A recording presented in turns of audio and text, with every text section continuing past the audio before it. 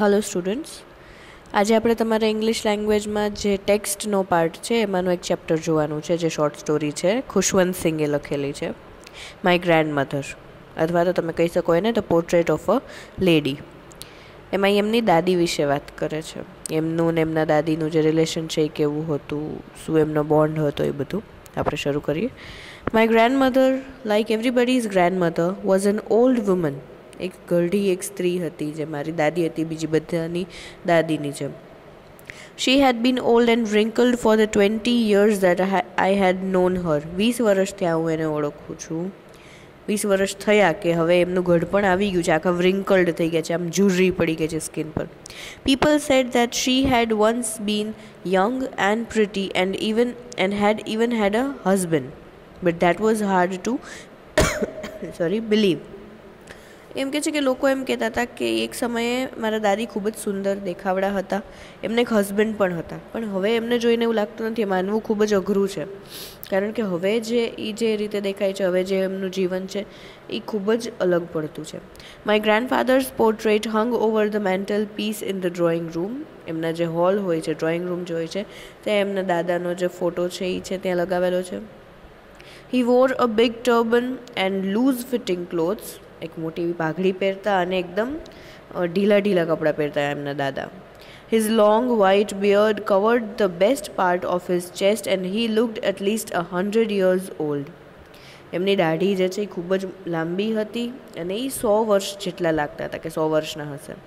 He did not look the sort of person who would have a wife or children. એમને જોઈને કોઈ એવું ન કહી શકે કે આમના વાઇફ પણ હશે અને આમના બાળકો પણ હશે. He looked as if he could only have lots and lots of grandchildren. અને એમને જોઈને ખાલી એવું જ લાગે કે આના ખૂબ બધા પૌત્ર અને પૌત્રીઓ છે, ગ્રેન્ડચિલ્ડ્રન જ છે, એટલે મતલબ ટૂંકમાં એટલા એજેડ લાગતા. As for my grandmother being young and pretty, the thought was almost revolting. અને જ્યારે એમ કહે છે કે મારા દાદીનું જ્યારે હું વિચારું છું કે એ ખૂબ જ સુંદર અને દેખાવડા હતા, તો એ જે વિચાર છે એ થોડો ફયરે રાખે છે મગજમાં. She often told us the games she use to play as a child. એમના જે દાદી છે એ એમને કહેતા રહેતા કે કઈ રીતે કઈ ગેમ્સ જે છે એ બાળપણમાં એ પોતે રમતા. That seemed quite absurd and undignified on her part, and we treated it like the fables of the prophets she used to tell us. એટલે એ જેમ વાત કરતા કે અમે બાળપણમાં આ રમતા પેલું રમતા, તો એ બધી વસ્તુ જે છે એ ખૂબ જ એબ્સર્ડ, એટલે આમ ન માની શકાય એવી હતી. And we treated it like the fables of the prophets she use to tell. અને એ જે પેલી શું કહેવાય ઉપદેશ આપવાની જે બધી વાર્તાઓને એવું કરતા, એની જેમ આ બધું લેતા, આમ બહુ સિરિયસલી ન લેતા. એમ સમજતા આ લોકો, ખુશવંત સિંહ નહીં, કે ભાઈ દાદી છે તો આવી રીતનું એમને કદાચ કરેલું હશે, નહીં કરેલું હોય એમ માનવું અઘરું પડતું હતું એમના બાળપણનું. She had always been short and fat and slightly bent. થોડા નીચા હતા, થોડા જાડા હતા અને આમ થોડા વળી ગયેલા હતા, એટલે કે આમ થોડા નમી ગયેલા હતા. Her face was a criss cross of wrinkles running from everywhere to everywhere. એટલે કે એમનું જે મોઢું હતું એ આખું પેલું લાઈન વાળું થઈ ગયું હતું, આખું wrinkles વાળું થઈ ગયું હતું. No, we were certain she had always been as we had known her. એમને અમે જે રીતે ઓળખતા હતા એ એવા જ છે પહેલેથી, અમે એવું માનીએ છીએ. Old, so terribly old that she could not have grown older and had stayed at the same age for 20 years. એટલે 20 વર્ષથી આ જોવે છે તો એવા ને એવા જ દેખાય છે 20 વર્ષો થયા. She could never have been pretty, but she was always beautiful. એ બહુ દેખાવડા તો નહીં હોય, એ ખુશવંત સિંહ એમ કહે છે કે ખૂબ જ દેખાવડા નહીં હોય, પણ સુંદર જરૂર હશે.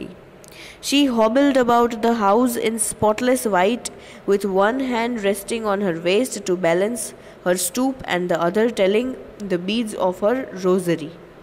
એટલે કે એક હાથમાં માળા હોય છે, એક હાથ એનો કમર ઉપર હોય છે, અને વ્હાઇટ કલરની જે સાડી હોય છે પહેરીને આખા ઘરમાં ફરતા હોય છે.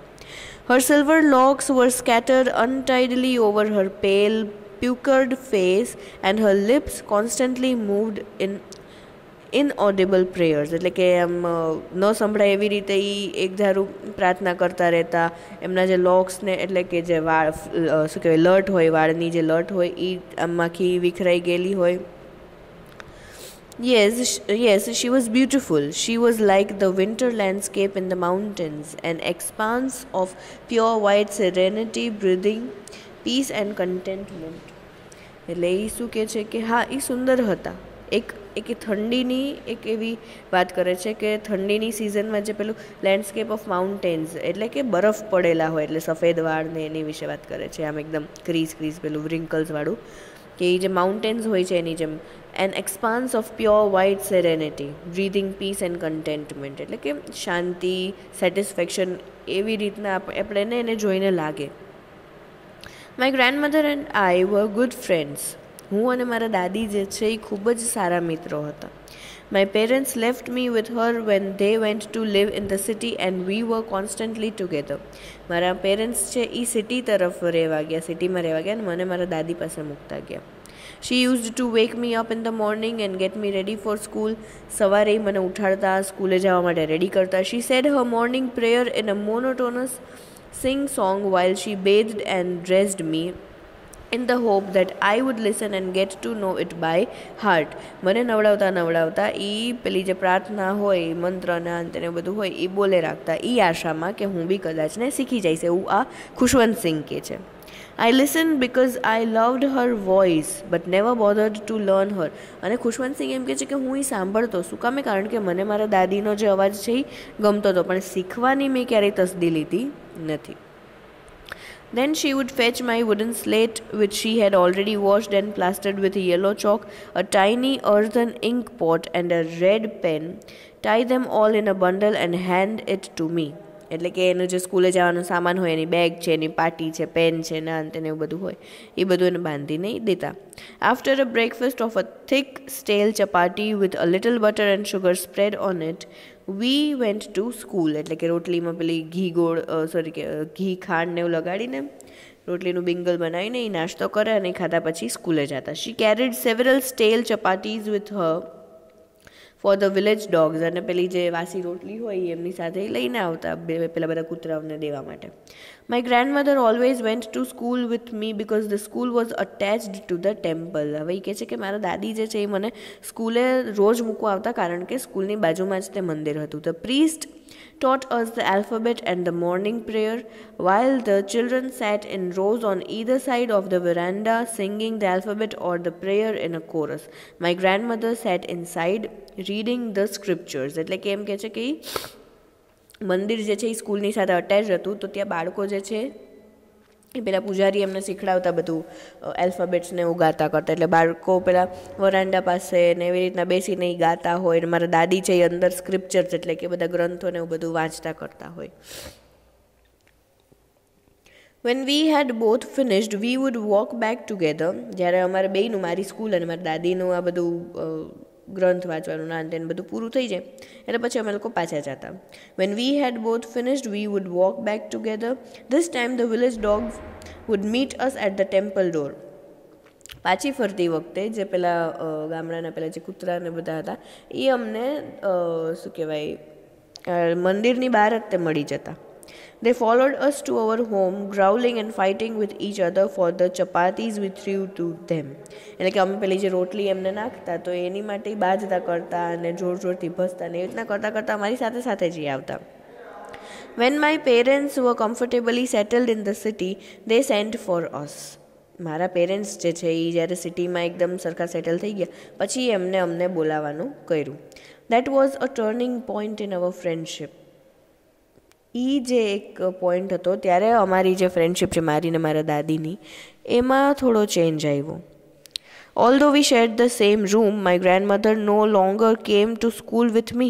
પછી હું અને મારા દાદી જે છે અમે ત્યાં સિટીમાં મમ્મી પપ્પાની સાથે રહેવા વયા ગયા, પણ અમે એક જ રૂમમાં સૂતા, અમે એક જ રૂમમાં જોડે જ રહેતા, પણ હવે મારા દાદી મને સ્કૂલે મૂકવા ન આવતા. I used to go to an English school in a motor bus. હું બસમાં એક ઇંગ્લિશ મીડિયમ સ્કૂલમાં જતો. There were no dogs in the street and she took to feeding sparrows in the courtyard of our city house.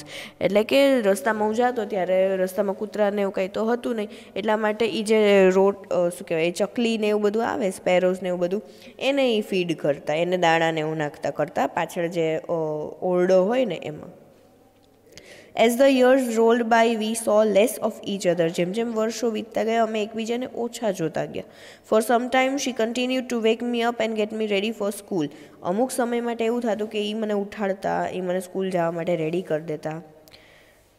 Van I came back she would ask me what the teacher had taught me. જ્યારે હું પાછો આવતો ત્યારે એ મને પૂછતા કે ટીચરે શું શીખવું. I would tell her English words and little things of Western science and learning, the law of gravity, Archimedes' principles, the world being round, etc. એટલે જે એ કહે છે કે સ્કૂલમાં જેટલું બધું શીખડાવતા એ હું કહેતો મારા દાદીને. This made her unhappy. આ વસ્તુ એને નાખુશ કરતી. She could not help me with my lessons કારણ કે એ હવે એમને હેલ્પ ન કરી શકતા એના દાદી. She did not believe in the things they taught at the English school and was distressed that there was no teaching about God and the scriptures. એટલે એમ કહે છે કે એમને એ વસ્તુ ન ગમતી કે અહીંયા ભગવાન વિશે, ધર્મ વિશે કંઈ ભણાવવામાં ન આવતું આ ઇંગ્લિશ સ્કૂલમાં. એ વસ્તુ એમને ન ગમતી. One day I announced that we were being given music lessons.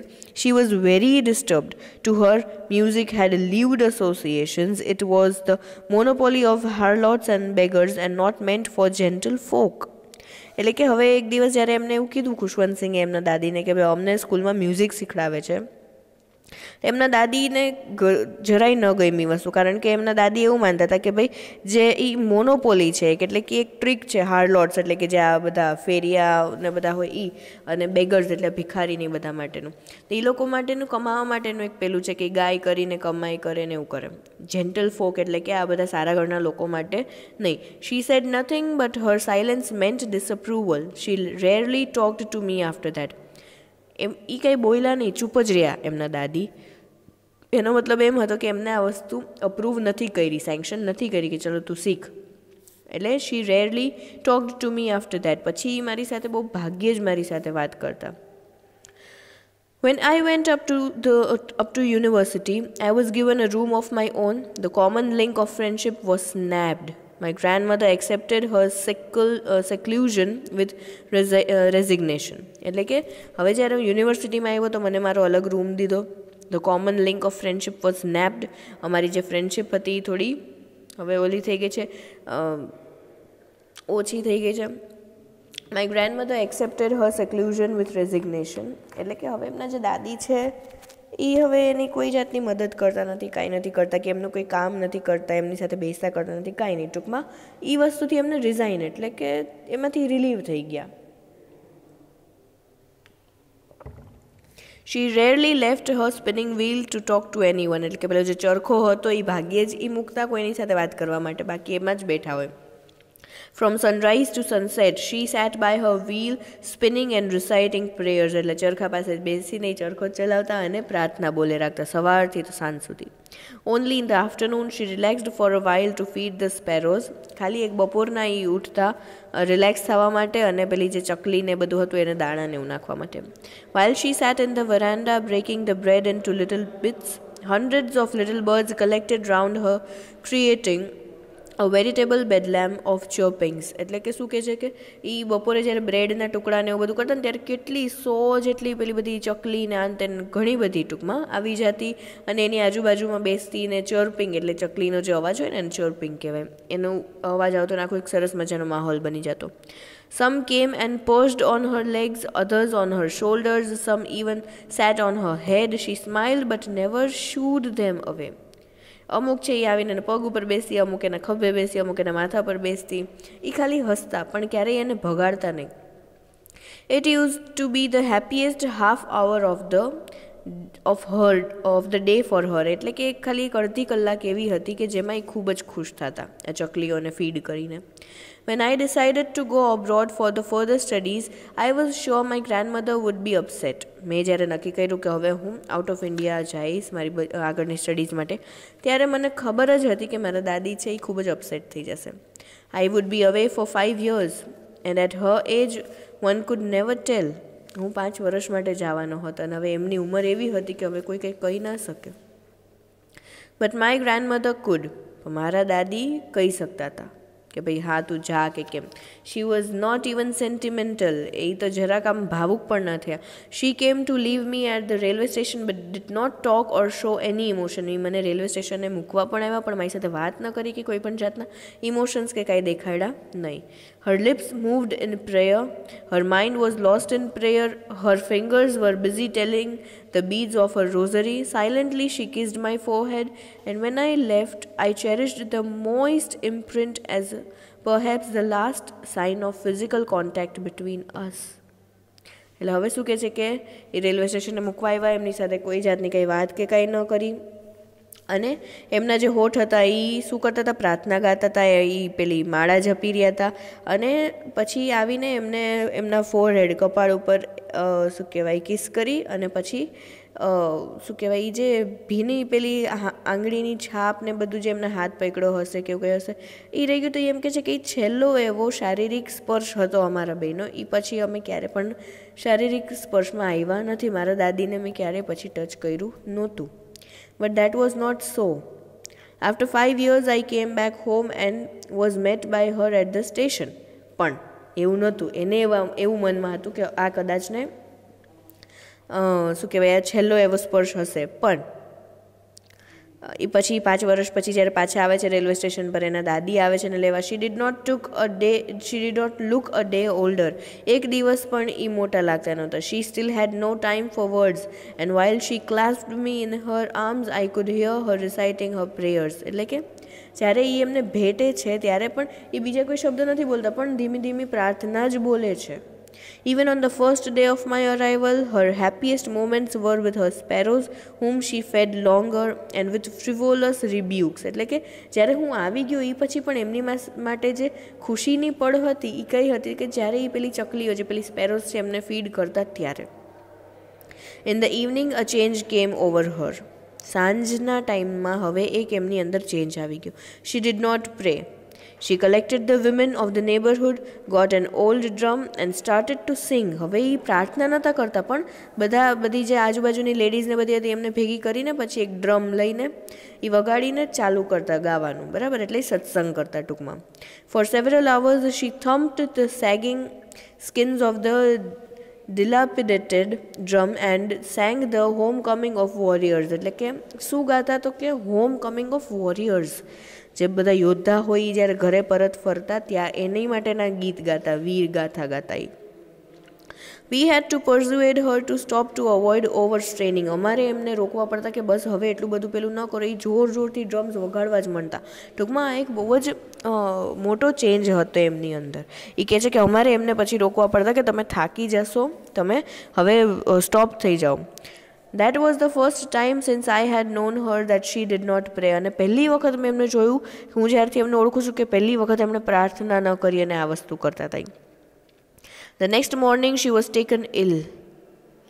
અને બીજે જ દિવસે સવારે એ બીમાર પડી ગયા. It was a mild fever and the doctor told us that it would go. એક સામાન્ય તાવ હતો, ડૉક્ટરે કીધું હતું કે ચાલ્યો જશે તાવ.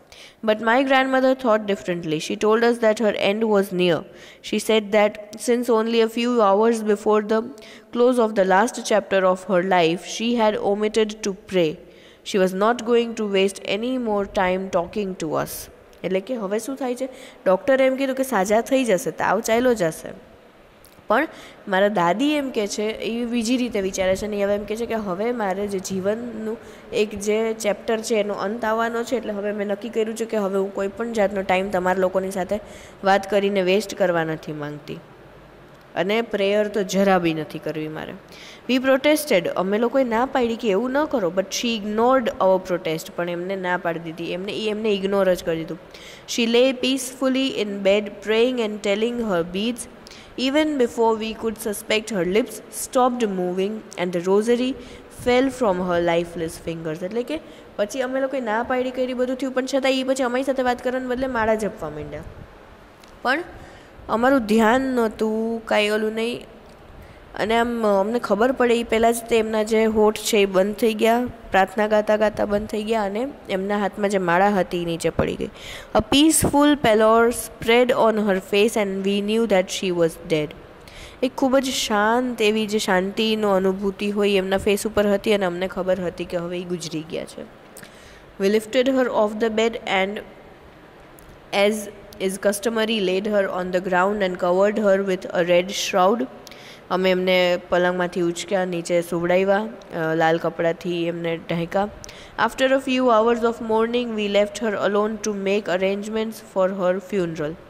થોડી ક્ષણો અમે લોકોએ શોક મનાવ્યો, રોવા કરવાનું બધું ચાલ્યું કર્યું. પછી અમે એમને એકલા મૂક્યા અને પછી અમે એમના ફ્યુનરલ માટે, એટલે કે જે અંતિમ યાત્રા ને બધું હોય એની માટે તૈયારી કરવા ગયા. In the evening, we went to her room with a crude stretcher to take her to be cremated. અમે સાંજના ટાઈમે એમના રૂમમાં ગયા એક સ્ટ્રેચર લઈને, એટલે કે પેલી જે શું કહેવાય એને જેની પર સુવડાવે ને શવને, એ એમને શું કહેવાય ક્રિમેટેડ, એટલે કે હવે અંતિમ વિધિ કરવા માટે લઈ જવા માટે અમે એમને લેવા ગયા.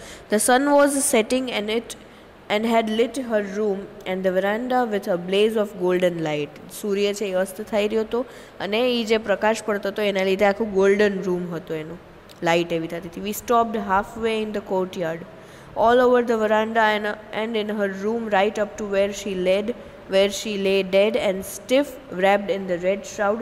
Thousands of sparrows sat scattered on the floor.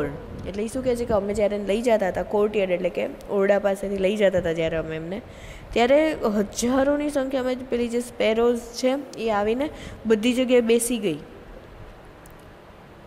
કેમ કે સાંજનો ટાઈમ થઈ ગયો હતો. હવે ટાઈમ હતો કે એમને ફીડ કરે, એ પેલા જે દાદી હતા એ.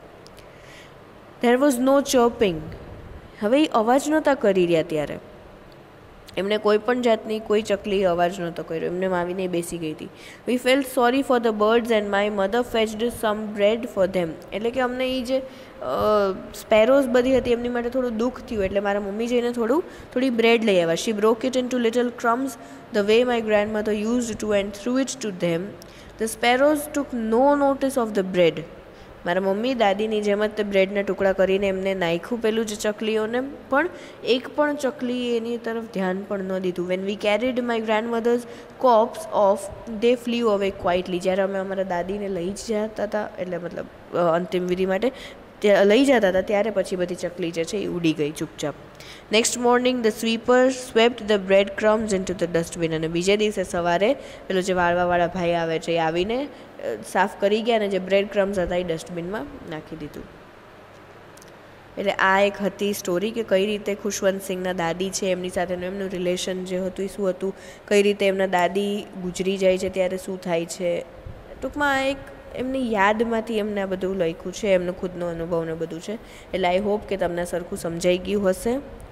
ઇફ ઇન કેસ તમને કોઈ પણ જાતનો ડાઉટ હોય કે કાંઈ હોય તો તમે મને કમેન્ટ કરીને અથવા પર્સનલી મેસેજ કરીને પૂછી શકો છો.